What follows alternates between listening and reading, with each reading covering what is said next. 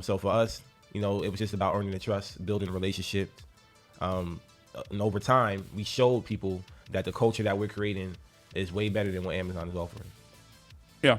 So for any facility, they can copy and paste exactly what we did. See, that is so key, by the way. Like, keep sharing those stories, keep retweeting those stories, keep gramming, TikToking, I don't know, whatever weird crab juice style social media app you use these days.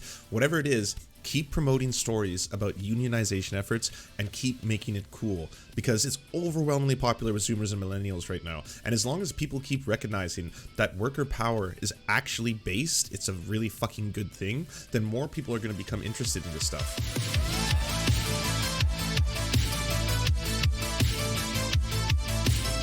Hasan ruined Christian Small's purity by exposing him to Steven Crowder. I don't know what that's a reference to.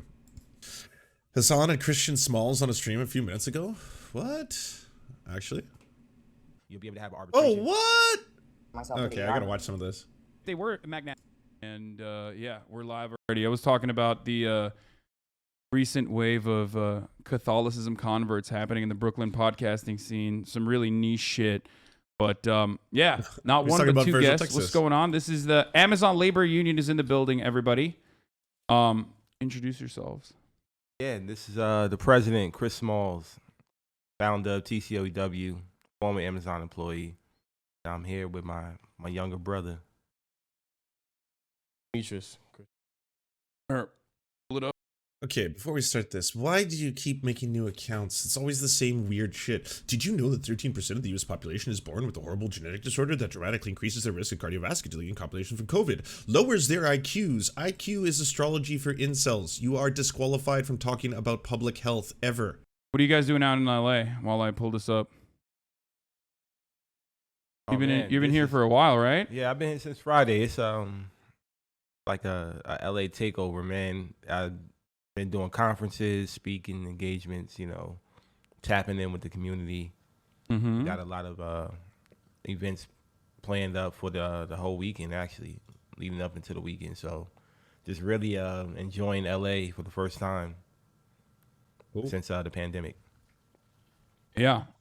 You recently were a part of a picket for the strippers union that's happening, right? Yeah. Hold on, let me see if I can find that real quick.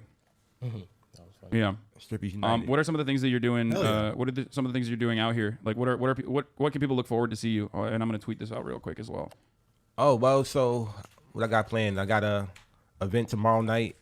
I posted on my social media, and then also Friday, there's an event going on that everybody can purchase tickets to. Oh, y'all didn't know about the strippers well. union? Yeah, it's a real secret. thing. And yeah, those More Perfect Union has like documentaries on them. To the public, it's pretty events based. that people can still get involved and show up to. So I'm looking forward to that. And other than that, I'll just be chilling, like just enjoying the California vibes. Hell yeah. Okay. So we didn't actually do any prep whatsoever. I just like kind of dropped you into this. Have you done like a live thing like this before with real-time feedback? No, I mean, this is crazy. I'm just in. It can be a little discombobulating, so don't worry about it. Yeah. It's just don't. Christian, for the love of God, don't read chat. It moves way too fast. It's probably in some weird like matrix code to you if you don't know what half these words are, like Pepela and PogChamp and stuff like that. Don't read chat and you'll be fine. There's like 34,000 people in here right now. It's all good. I mean, they ain't expecting me to be on Twitch. Yeah, this is. I mean, listen. I am Jeff Bezos' most loyal soldier, if you will. In the building, talk about unionizing, solidarity. You don't fuck with Twitch at all, right? I just watched this and I came here for actual content because Hasan is just playing stupid games. Well, I didn't know this had happened. I would have watched it live.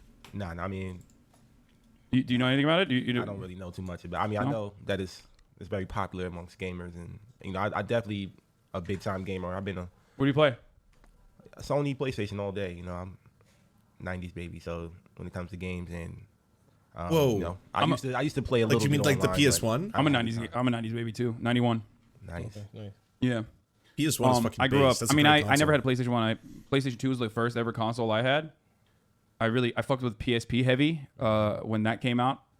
But my parents wouldn't let me really play that much. But Metal Gear Solid was, I think, like a big influence in my life. Mm-hmm. Yeah. Okay, so you've done some stuff. You've done some crazy things. You did the unthinkable.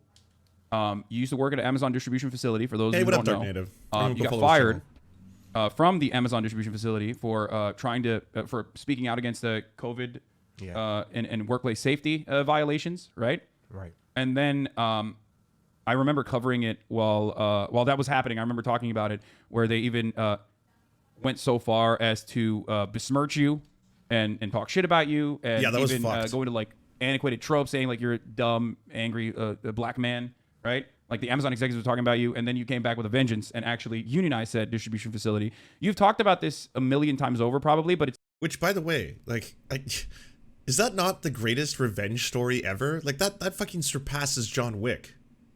Well, John Wick 2 and 3. John Wick 1, they're kind of tied. But still.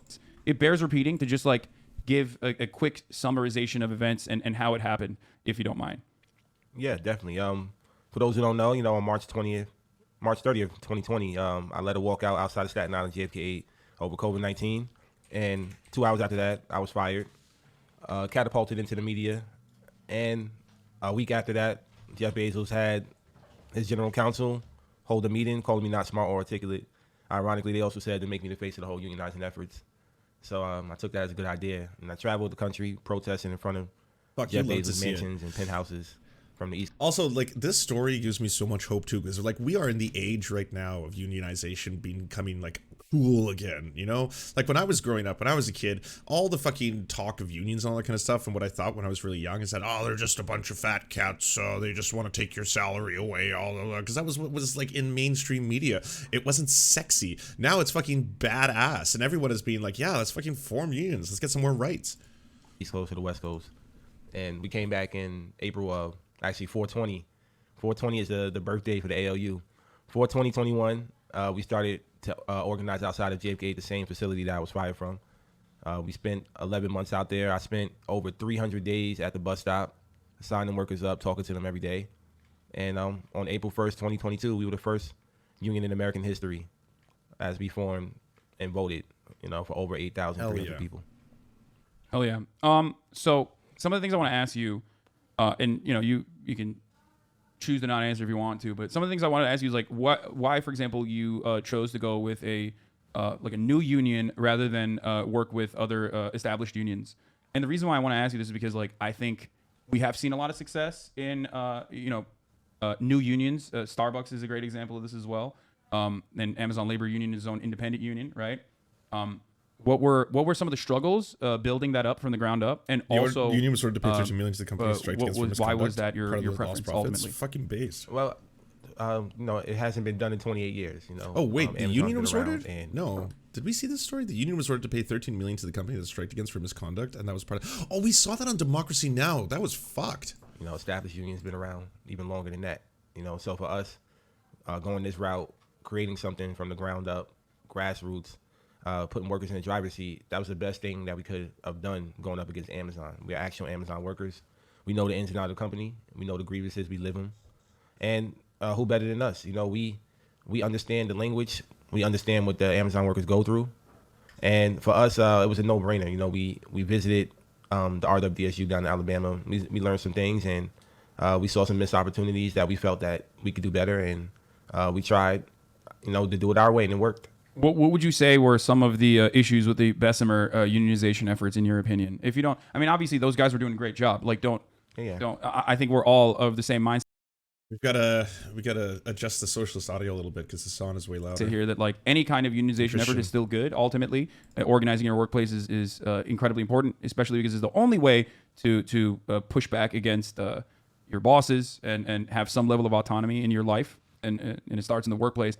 But what do you think were some of the mistakes in Bessemer?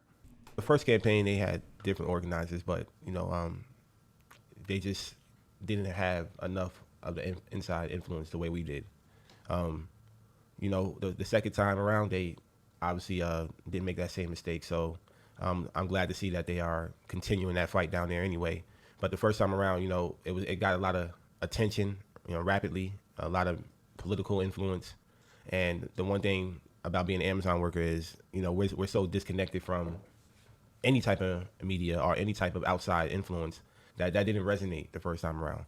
They had to have more of an inside presence, and that's one mistake that we didn't make with our campaign. We made sure that we build the inside presence up to get to a point where the workers on the inside start to organize themselves.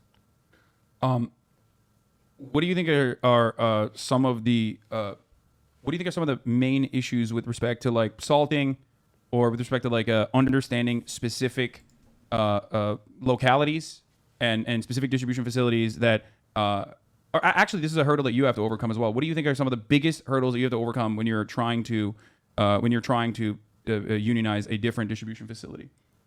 Like how do you tackle the problem of not being directly from inside of the warehouse itself? Yeah, it's a slow process, but you know, you have to be resilient. You know, they're gonna have some days where you're gonna take some L's. You know, you're gonna have some losses, and you're gonna be discouraged because nobody talked to you or you didn't sign anybody up in that one day. But it's a marathon. It's not a sprint. You know, you just got to be out there. You got to be ready for when that worker is ready to come to you. It's not always about talking about unionizing right away, too. You know, sometimes you just got to connect with people on a personal level, talk to them about issues at home, bring them into a conversation where they feel comfortable, and then you can start to, you know, educate them on what it is to be in the union and talk about labor and the issues that's going on in the workplace. So for us, you know, it was just about earning the trust, building relationships. And over time, we showed people that the culture that we're creating is way better than what Amazon is offering. Yeah. So for any facility, they can copy and paste exactly what we did. See, that is so key, by the way. Like, keep sharing those stories. Keep retweeting those stories. Keep gramming, TikToking, I don't know, whatever weird crab juice style social media app you use these days. Whatever it is, keep promoting stories about unionization efforts and keep making it cool, because it's overwhelmingly popular with Zoomers and millennials right now. And as long as people keep recognizing that worker power is actually based, it's a really fucking good thing, then more people are going to become interested in this stuff. Of course, different parts of the country are going to have to... I probably shouldn't have revealed that Crab Juice Social is coming out pretty soon. So, yeah, stay tuned. Details to come. Obviously organized differently because of, you know, the demographics. But the culture is the same thing. You know, we care for one another. We love one another. And we show our coworkers that we're your local Amazon went on strike? A union fucking is based. a family. And that's what the culture of the ALU provides when we're in any type of facility. All right, perfect. Do you feel like I mean, how do you feel about all the media coverage that you've gotten? Was that expected, or did that shock you? Did that surprise you? It comes with the territory. I mean, you know, I know that my story is compelling just because of the fact that I was fired, and I'm, you know, obviously been doing this only for a short 2 years. So to hit the media the way I did, the timing of everything, you know, it was just expected to come, of course, when our victory happened as well. Yeah.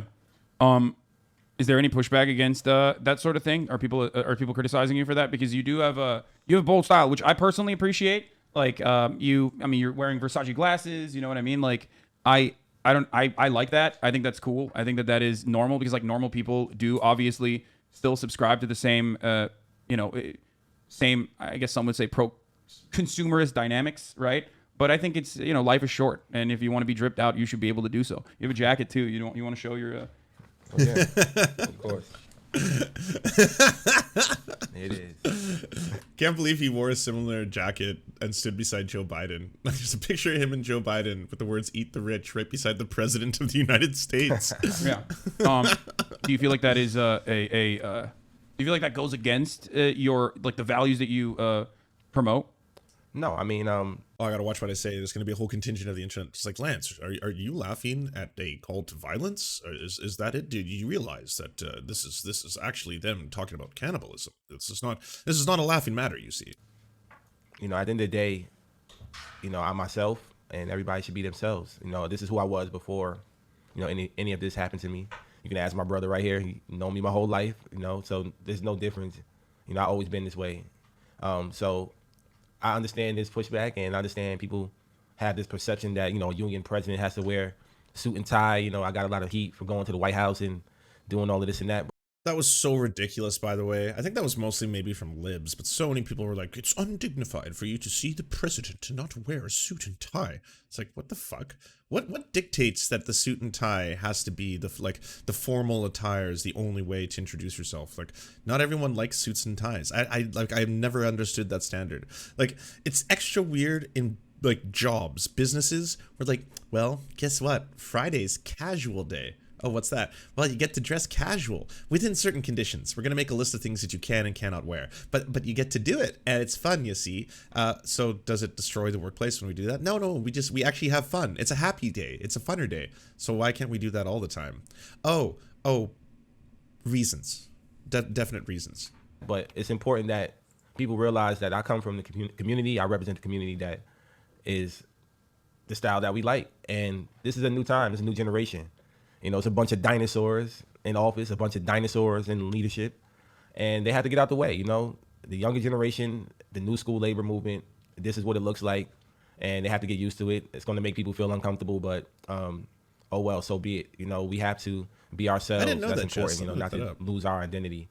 And, you know, I just continue to be myself no matter what. I agree. Obviously, I agree for similar reasons. I mean, you have actually done things. I'm just a Twitch streamer ultimately, and I mean, I can only urge people to go out and organize, and there's plenty of organizers in our community as well. But it is I think a reactionary framing, a right-wing framing that even leftists themselves adopt sometimes. It would be mistaken to believe that the adoption of European attire was inevitably or even primarily the consequence of colonialism, says Robert Ross in Colonial History. In many regions, they avoided formal colonization, autocratic rulers. In other areas, it was forced upon people. Let's see. Find a better thing. Is the men's suit a vestige of colonialism? It depends on which country. Well, the ones that were colonized. Sorry, that was a forum post.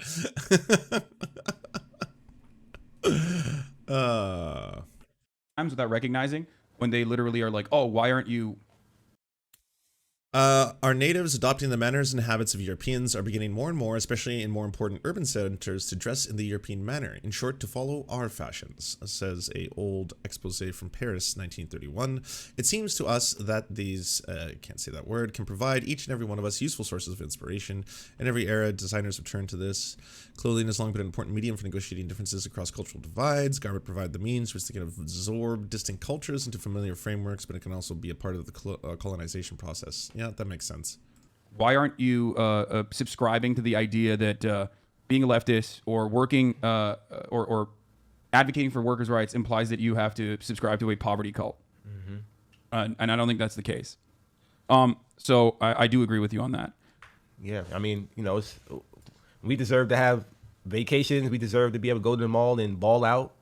You know, as part of the working class, you know, we work hard and we deserve to have a lifestyle where, you know, a quality of life where we can afford the finer things. You know, it's not just for us to just go window shopping all the time. So, yeah, I agree. So one thing I want to ask you, the I feel like Hasan is really reaching to justify that Hawaiian shirt right now. Amazon distribution facility that you were able to unionize is predominantly black and brown, right? yeah. And that is something that is not even unique, as a matter of fact. But if you were to look at the media or if you were to look at the coverage around unions, oftentimes people, possibly for nefarious reasons, say that like unionization and labor unions and like leftist associations, leftist values are predominantly a white working class thing. When in fact, if you look at unionization numbers, the black labor population has a higher percentage of union participation than the white labor population, actually, in the United States of America. And even then, it's an incredibly low number. Hawaiian shirt's in the other room. I think the overall I'll bust it out soon. unionization rate in our workforce is one of the lowest in OECD nations. It's even lower than Chile, a country who we eviscerated personally with our neoliberal economics, who used the entire country as basically a testing ground for neoliberalism. We're currently at 10% across the board. But one, why do you think such negative perceptions exist? Do you think that is actually impactful overall? And how do you overcome it? Well, number one, essential workers across the country, well, majority black and brown and immigrant. And, you know, that's the demographics of all or most of these Amazon facilities. You know, so when we're talking about liberation, we're talking about generational wealth, we're talking about, you know, fighting for our fair share, fighting for a decent quality of life. Unionizing is really the basis of how we get there. You know, now that's why we're seeing all these different industries start to organize, not just Starbucks, but Trader Joe's. Check this out. Hey, check this out. New article from Yahoo. 17 famous people who started out as heroes but lived long enough to become major villains. Coming in at number 1, Jim Jones. He originally stood up for civil rights when it was really unpopular. He was hospitalized and accidentally placed in the black ward. When doctors found out, they tried to move him, but he refused. Then he became a cult leader and used his power and influence to end the lives of almost 1,000 people. Jim Jones, really bad. Number 4, Philippe Pétain. In World War I, he led the French to a victory in Verdun, one of the worst battles in human history. But after World War II, after France was beaten, Pétain, the head of the state Vichy France, guy went from Lyon to Verdun, the biggest Nazi collaborator in France. Pretty bad. Number 17.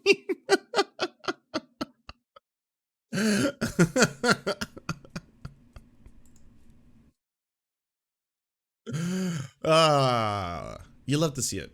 You love to see it. Yeah, you love to see it, everybody. That's pretty damn funny. The Google workers, the coal miners. I hate Rowling, but she's hardly, well, to be fair, she was down the list by 17. So there's a whole bunch of other baddies that are in that list as well. I don't know if they're going to be equally as horrible. I mean, but yeah, I think it's pretty funny that she made a list with those people on it. All of these other industries that are still fighting and striking, they're all the same fight. We're all the same struggle. You know, we just have to continue to build off of that. You know, the teachers are starting to pick up, especially right here in California. We have to really fight the onslaught of what's the real war outside. And that is that billionaires are pouring millions and billions of dollars into organized labor, to fight against organized labor. And to free our people, to free ourselves, we have to do it ourselves. We can't rely on anybody else. So just bringing together all these different industries, bringing together all these different movements, that's the only way we're going to be able to get to a point where, you know, I've been mentioning for several weeks now, what's going to have to happen in this country is a general strike. And hopefully one day, hopefully soon, that all the unions... It's a Yahoo article about pop culture. It does not matter who she shares the list with. True. It's like one of those BuzzFeed articles, right? Where it's like, who is the worst baddie of all time that used to be a goodie? And then like you're just answering the poll and it gets in there. I mean, you could definitely throw J.K. Rowling in there. In the country can come together on the same accord. And I know I'm willing to do that as the president of the Amazon Labor Union, is to withhold our labor, you know. Wait, Clicola's parody, isn't it? The saga continues. J.K. Rowling has announced that in the Harry Potter universe, she is a universally beloved potion shop owner who no one considers a bigot. Although the name she chose for herself is incredibly racist. So that's the moment in time that we're in right now. Let's talk about that. Wait, we're gonna talk about the More Perfect Union and the coverage that they did in a second, but by the way, More Perfect Union is fucking awesome. I cannot think of a better outlet in the Americas right now, giving a voice to the workers of multiple union efforts. So if you aren't subscribing and following to them, you're sleeping on it. And they make good stories. Some of them are heartfelt. Some of them are absolutely hilarious. Mooncat is in one of them. Yes, that very same Mooncat. Let's talk more about that. Withholding your labor. Why is that so important? Think about it. It's pretty basic stuff, I know, but this is important for because there's a lot of younger people in here as well that for them to understand. Absolutely. You know, just think about the fact that we have to witness abortion rights be taken away from women, the gun laws, children getting murdered, black families being destroyed, murdered in Buffalo, all the things that's going on in this country right now. Climate, the planet is literally dying. Gas prices, rent control, student loans, the list goes on. And everybody just continues to go to work. We all, you know, we have a short attention span, especially in this country. Even when it comes to social injustice, the George Floyd, Breonna Taylor, everybody thinks that these issues go away once the court cases are over and everybody gets settlements. But it's not. These issues still remain. People still get gunned down. Police are still shooting black men down, killing people. So there's so many issues that we can withhold our labor for. The problem is that we're in a country where everybody's divided. Everybody is so divided that we're in-house fighting. We're fighting over issues that we can get over, and we're not focusing on the enemy. But meanwhile, the enemy they're organizing. You know, they're organizing. That's how January 6th happened. That's how they plan the things that they have when it comes to elections and presidencies. We have to do the same thing on our side. And it's time for all the unions in the country. It's time for the working class, and that's everybody, whether you're employed or unemployed, to realize the value of our worth. Being called an essential worker, meaning if I'm essential, that means I'm a necessity. If you need me, that means you got to pay me and treat me as such. And we can't go back to what we saw pre-pandemic. That's not life, and that was never life. We know our worth now. We know that we deserve not just $15 an hour, but twice that, $30 an hour. There's so many things that we can fight for, but the only way to get there is by taking it. We're not going to give it. We're not going to get. He's just spitting straight facts. Every single thing he said is completely on point. It's 100% true. Like, the left has to become organized in order to have power. They have to collectivize in order to have power. There is way more workers, way more renters than there is owners and employers. Like, this is the way that the left is most effective, is when it bands together. Collectivization, direct action, mutual aid, all that kind of shit. And yes, running and voting in small local elections is now crucial more than ever, because if you want to control things like police priorities in your city, do you want your police going after low violent drug offenses, or do you want them to be maybe having less funds this year, and do you want some of those funds to go into social programs and social workers that may actually will prevent things that cause crime? Then that happens at a local level. It's more important now than ever. We're not going to have people give it to us. That's not what Has told me. I don't know who to believe. We're not going to have billionaires give it to us. We're not going to have politicians give it to us. Working class people have to stand up and take it, and the only way we do that is by withholding our labor. Yes, the right is organizing, the left shouldn't. It's not pointless to vote. If people genuinely do that, where they're like, it's the exact same thing anywhere I look, every party's the same, all that kind of shit, you are basically, if you don't want to be a part of the political process, you're giving away all that power to the libs, to the centrists, and to the right.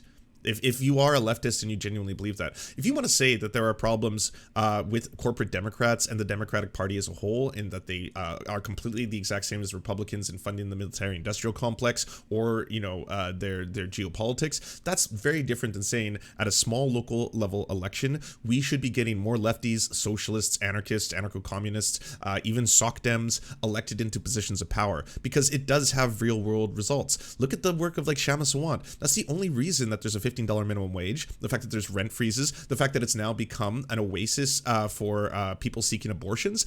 All of that is 100% because you elected an independent lefty who is fighting for those kind of issues on a regular basis at a local level. It is so important. It is more important now than ever. And if you don't, the alternative is the right comes to power, and look at the fucked up shit they do. They're going to be legislating against LGBTQ plus people. They're going to be forcing people to give birth against their will. They seem to hate women so much that they want to control their bodies in every single way. Like, that, the shit is fucked, And to be completely honest, liberals are not equipped to deal with the rise of fascism. They never have been, They don't know how to recognize it.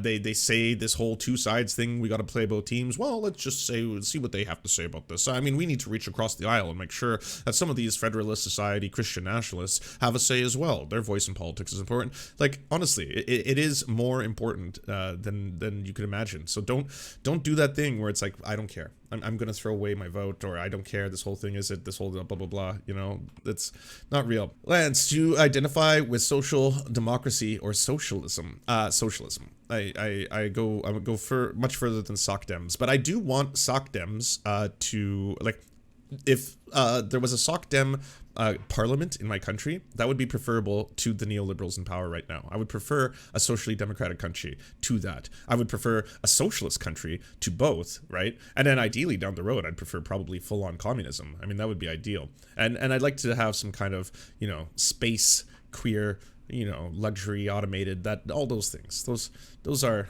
the future. Not in my lifetime though. Yeah. And if they were magnanimous, if they were kind, they would not. Thanks for reading my shit, even though I'm not on side chat. I don't like being on screen.